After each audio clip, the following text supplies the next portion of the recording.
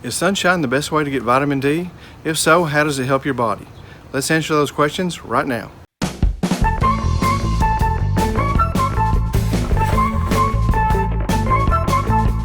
Hi, I'm Kenny Loy. I'm a certified nutritionist. I've been helping people with health since 1999. I've been a high raw vegan since 1994. We remake comfort foods in a healthy way and help you in going more raw to restore energy and immunity. If that sounds good to you, you're in the right place. Is sunlight the best way to get vitamin D? If so, is morning or evening or midday the best time? What are the benefits of vitamin D from sun as opposed to a vitamin D3 and K2 supplement? What is the vitamin D dosage to boost immune system function? Do you need vitamin K2 and D3 together? I'm going to answer each of these questions for you, so let's get started. We recently vacationed in Florida and I noticed how many people were lathering on and spraying on sunscreen to avoid sunburn. Some of them were even hiding under tents and umbrellas. What should we really be doing to get this vital nutrient naturally?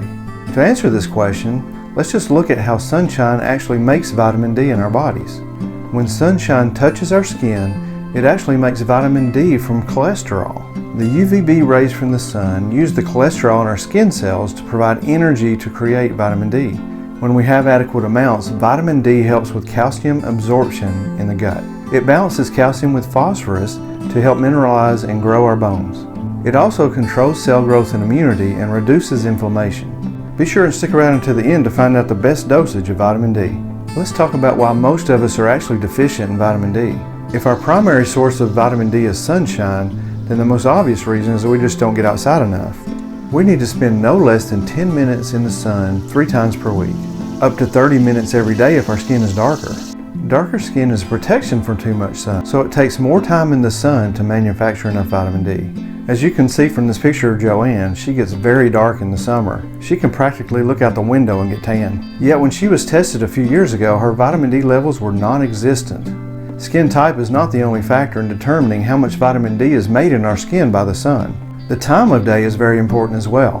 Midday between 11 a.m. and 1 p.m. is the best time, since the wavelength of UV rays is between 290 and 320 nanometers. This range is essential for our skin to create vitamin D. As we age, our skin loses some of its ability to create vitamin D from sunshine. Obviously, summer is the best season and the equator is the best geographic location to receive peak sun exposure. Using the FastRT simulation tool, investigators calculated the length of daily exposure needed to get 1,000 international units of vitamin D.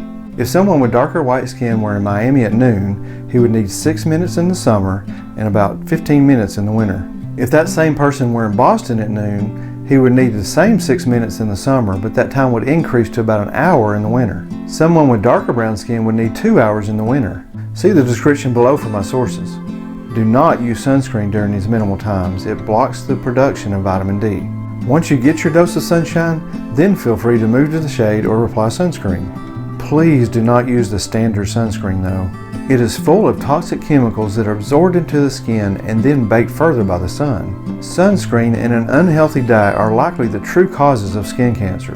Find a natural sunscreen that uses zinc as its main ingredient or make your own. We have a recipe in the description below if you want to mix up your own. Now, vitamin D is actually a hormone, and when stress releases cortisol, another hormone, it can have a negative impact on our ability to create and absorb vitamin D.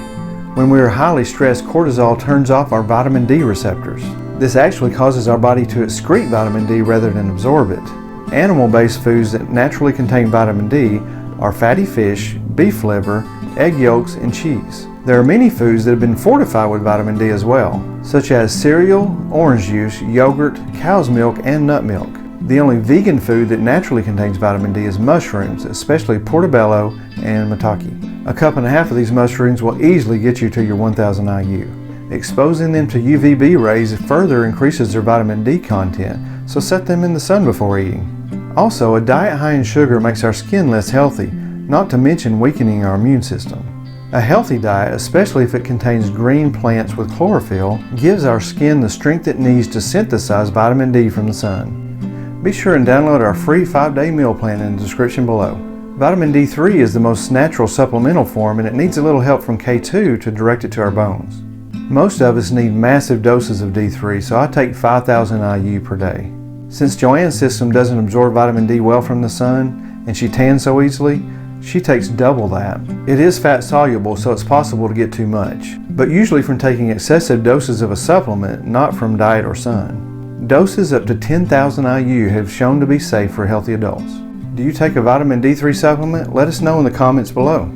Certainly don't overdo the sun. Try not to get beyond just a little pink. If you don't care about tanning, just get enough to create some vitamin D. Add this healthy activity to your day along with getting some negative ions from grounding. Check out this video to learn more. Also, eat nutritious food, drink purified water, breathe clean air, and get some exercise. If you like this video, please give it a thumbs up, subscribe, and ring the bell so that you don't miss any future videos. We make healthy tips and recipes every week to get you to your best health yet. Enjoy that sunshine, and thanks for watching. Bye-bye.